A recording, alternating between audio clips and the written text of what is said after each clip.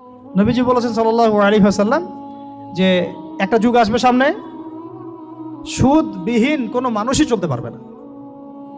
যে চলতে চাইবে তার গায়েও সুদের ছিটা ফোটা গিয়ে লাগবে। আসে নাই সেই যুগ? সুবহানাল্লাহ। কিভাবে তিনি এত স্পেসিফিকলি কথাগুলো বলতে পারেন? নিশ্চয়ই তিনি এমন একজন সত্তার কাছ থেকে জ্ঞান পেয়েছেন যিনি সব জানেন, অতীত, বর্তমান, ভবিষ্যৎ, তাই না?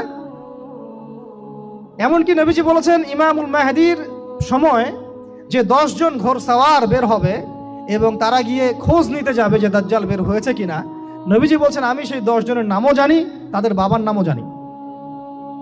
সুবহানাল্লাহ, সুবহানাল্লাহ। কিয়ামতের মাঠে আলী রাদিয়াল্লাহু আনহু, আবু বকর রাদিয়াল্লাহু আনহু, ওমর, উসমান রাদিয়াল্লাহু আনহুম আজমাইন, তাদের হিসাবটা কেমন হবে ওইটাও নবী সাল্লাল্লাহু আলাইহি ওয়াসাল্লাম আগেই বলে দিয়েছেন।